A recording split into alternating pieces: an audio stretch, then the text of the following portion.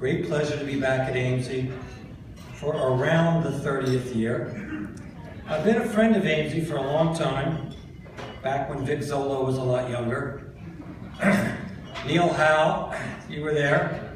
But there were other titans of the business that when I first showed up were the leaders of the time, and they were people that I paid attention to and tried to learn from, people like Mike Fisher and Gene Waldron and John Sider, Obie McKenzie, Vic, and others. And what I think is great coming back here, I don't come every year, I have to be invited, thank you, I hope it works out again, is that you see the new faces and you see the new blood that's been brought into AMC over the 30 years that I've been here, and it's great, because that's what's going to keep this organization growing and moving forward. So, I got a few thoughts about our winner tonight. The first thing that I'd like to tell you is that I have known Tim for roughly 45 years. I've known him well for 30 years, but it started when we were at Sunday school together.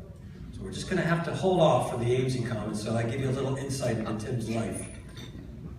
It will be a little embarrassing, Tim, but you need it sometimes. So my mother was a Sunday school teacher, and Tim and I went Sunday school class together, and let's just say I was a regular attendee. And Tim, as some of you know, was a pretty good tennis player, so sometimes Sundays were for tennis.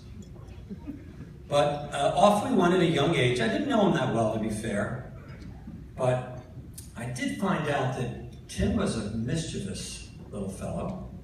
Among the things that he'd been known to do was, does anybody remember, and this is maybe folks of a certain vintage, the little individually wrapped Sara Lee cakes with the aluminum crimping on the outside? That apparently what you could do was, you could, if you were very careful like Tim, you could gently undo the aluminum crimping, take it out of the wrapper, and you could lick off or peel off the icing. You could put it back and make it look like it was defective and get another one. Apparently his mother caught on to this after a couple of times, and Tim had a lot of little habits like that. But on he went into high school, and Tim and I both grew up in, I would say, edging towards rural Philadelphia, not suburban, more rural. Shout outs for suburban Philadelphia, thank you, Lori. We're going to get to the Philadelphia contingent. But, and so off he went to college, he went to Penn State. And again, back on the tennis theme, as some of you know, and maybe you saw it today in action, I'm sorry about this, Tim is a pretty good tennis player. But what most of you probably don't know is, Tim still holds the single season record for the highest winning percentage in the history of Penn State men's tennis.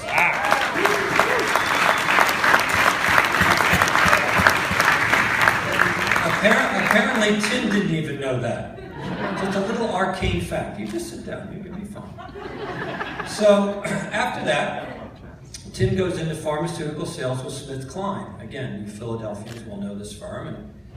And some of you, if you know SmithKline at all, the chairman, I think for most of Tim's tenure, was Henry Wendt.